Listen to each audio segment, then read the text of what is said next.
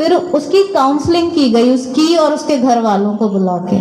तो हम लोग ये भी करते हैं कि आप अगर इस तरीके से पीड़ित हैं, आपको लगता है कि आप कुछ बनना चाहते हैं, कुछ करना चाहते हैं और घर वाले सपोर्ट नहीं करते, तो भी हम लोग काउंसलिंग करते हैं। तो ये मिशन शक्ति फेज 4 का रीज़न सिर्फ यही नहीं है कि आप शिक्षित हो, आप शिक्षित के साथ अवेयर हो कि आपके लिए अच्छा भी क्या है और बुरा भी।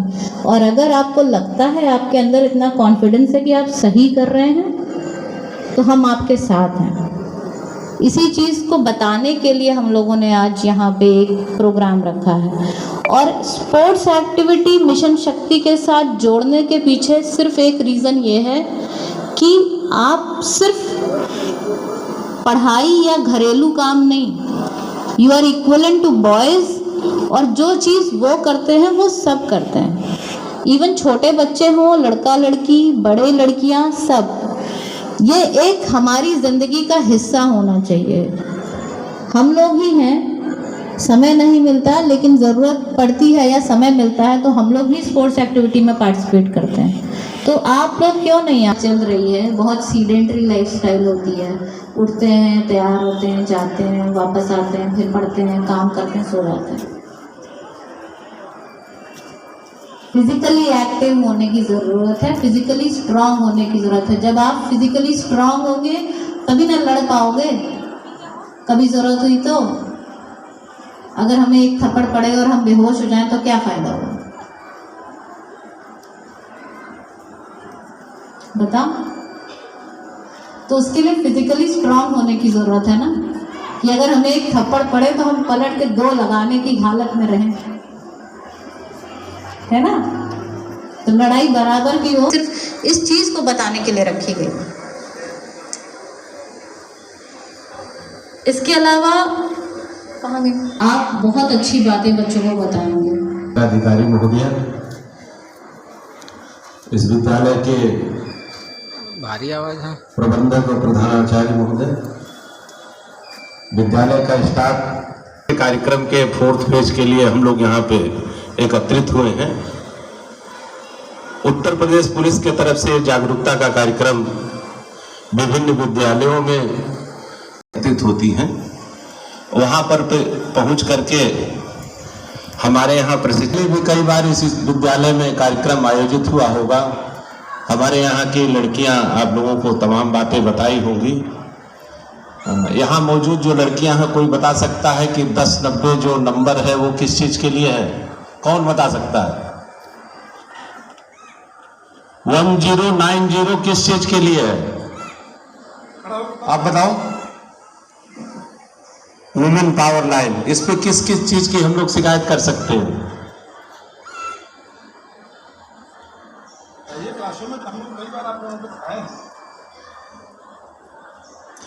बैठ जाइए। कोई और बता सकता है आप लोगों में से? 1090 किस चीज के लिए है, कौन बता सकता है? आप आओ, किस चीज के लिए बताओ? सुरक्षा। किस चीज की शिकायत कर सकते हैं? जैसे लड़के को कोई कुछ भी कहे तो उसको बाधा डाले उसके ऊपर, तो उसके लिए 1090 पर वो कॉल करे तो मैंने पुलिस आ सकती हूँ। सब लोग तालियां बजाइए इस बालिका के लिए। चल करके बैठिए। देखिए, इतनी भीड़ में जानती सभी लोग हैं, लेकिन कहने की हिम्मत अकेले इस लड़की ने जुटाया है। शायद ही कोई इसमें ऐसा हो जो 1090 नंबर के बारे में ना जानता हो, लेकिन कहने की हिम्मत नहीं है। यही हिम्मत लोगों के अंदर, लड़कियों के अंदर जागे, इसी के लिए ये सारे कार्यक्रम कराए जा रहे हैं। 1090 नंबर वास्तव में महिला हेल्पलाइन है, जिसपे आपको कोई परेशान कर रहा है, घर में परेशान कर रहा है, पड़ोस में कोई लफंगा परेशान कर रहा है, विद्यालय आते समय कोई परेशान कर रहा है, रास्ते में कहीं जाते समय कोई परेशान कर रहा है, किसी फोन पे कॉल करके आपको कोई परेशान कर रहा है, सोशल मीडिया की एक्टिविटी पे कोई परेशान आपको कर रहा है, आप 1090 पे कॉल करके अगर उसकी शिकायत कर देंगे तो पहले तो आपकी पहचान गोपनीय रखी जाएगी। आपने कोई नंबर, जैसे किसी नंबर से आपको फोन आया, उससे आपको परेशान किया जा रहा है, आपने 1090 पे अगर शिकायत कर दिया तो ये 100% श्योर है, एक तो उसके खिलाफ कार्रवाई होगी और आपकी पहचान वो छिपा करके रखी जाएगी, किसी को बताया नहीं जाएगा। एकदम बिल्कुल निसंकोच होकर के, किसी से डरने की जरूरत नहीं है। आपको कोई परेशान करता है तो आप निश्चित रूप से 1090 पे कॉल करके अपनी शिकायत दर्ज कराइए, कोई जान नहीं पाएगा, हम लोग उसके खिलाफ कार्रवाई निश्चित रूप से कर देंगे। आज से अगर आपसे कोई पूछे तो निश्चित बताइएगा कि 1090 के बारे में हम जानते हैं। उसके बाद अगर आप रास्ते से कहीं जा रहे हैं, इमीडिएट कहीं आपको पुलिस की हेल्प की जरूरत पड़ जाए तो एक नंबर ध्यान रखिए, 112। ठीक है, क्या नंबर है? 112 पे कॉल करने पे तुरंत पुलिस आपके पास पहुंचेगी। 10 मिनट के अंदर पुलिस वहां मौके पे पहुंच जाएगी। लेकिन किसी से डरना नहीं है और बिना मतलब की कोई बात किसी की बर्दाश्त नहीं करनी है।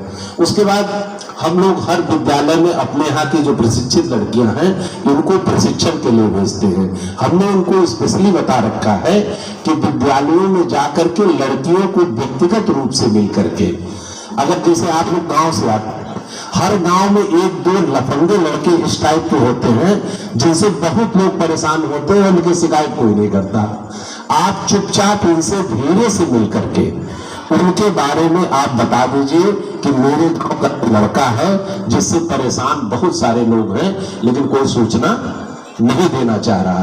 एक तो आपकी पहचान को गोपनीय रखा जाएगा, किसी को आपके बारे में बताया नहीं जाएगा।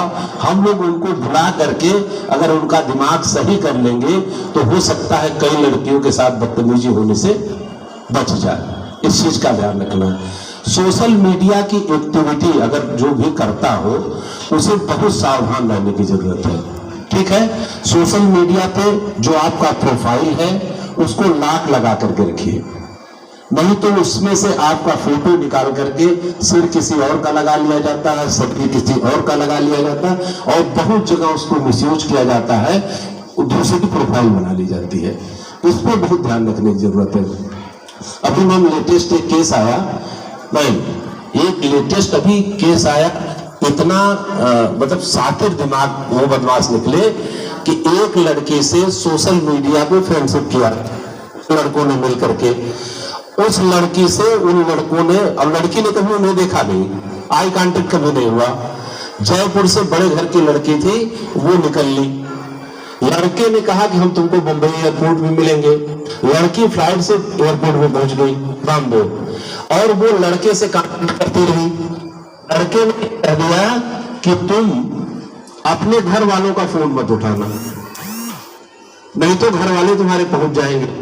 लड़का भी वहां नहीं पहुंचा और लड़की ने घर वालों का फोन उठाना बंद कर दिया। इधर उसकी कांटेक्ट लिस्ट से नंबर निकाल करके उन लड़कों ने लड़की के घर वालों को फोन करना शुरू कर दिया कि तुम्हारी लड़की हमारे कब्जे में है और तुम हमें 10 लाख रुपए दो। कोई किसी के कब्जे में नहीं था। उन्होंने जो अकाउंट नंबर दिया, लड़की के पिताजी ने 10 लाख रुपए ट्रांसफर कर दिए। 10 लाख रुपए ट्रांसफर हो गए, फोन भी बंद हो गया। जब फोन बंद हो गया तो लड़की ने फिर अपने घर वालों को फोन उठाना शुरू किया। तो लड़की के पिताजी ने कहा कि क्या अब तुमको लोगों ने छुप लिया? तो उन्होंने बताया कि हमको तो किसी ने पकड़ा ही नहीं था। ठीक है, बहुत सतर्क रहने की जरूरत है, खासकर लड़कियों को, लेकिन लड़ने की जरूरत है, हिम्मत जुटाने की जरूरत है। तो हिम्मत जुटाने की जरूरत है। इसीलिए हम लोग स्कूल में और ऐसे जगहों पे जहां महिलाएं एकत्रित होती हैं वहां जाकर के जागरूकता का कार्यक्रम चला रहे हैं। जागरूक बनिए। अब देखिए, हम लोगों के साथ में 30% महिलाएं हैं जो इस समय काम कर रही हैं। हम लोग भाग्यशाली हैं, आखिर हमसे बड़े अफसर हम लोगों के बीच में बैठे हैं कि नहीं बैठे हैं। इसी तरह विद्यालयों में से तो हैं, और बहुत सारी चीजें, जैसे हमारी इतनी नौकरी हो गई, वो बहुत सारी चीजें नहीं जानते हैं जो मैडम से सीखने को मिलता है। तो आप सभी के लिए ये प्रेरणा की बात है, और ये प्रेरणा के लिए गर्व की बात है कि हम लोगों के बीच में मैम अधिकारी बन करके आए हैं।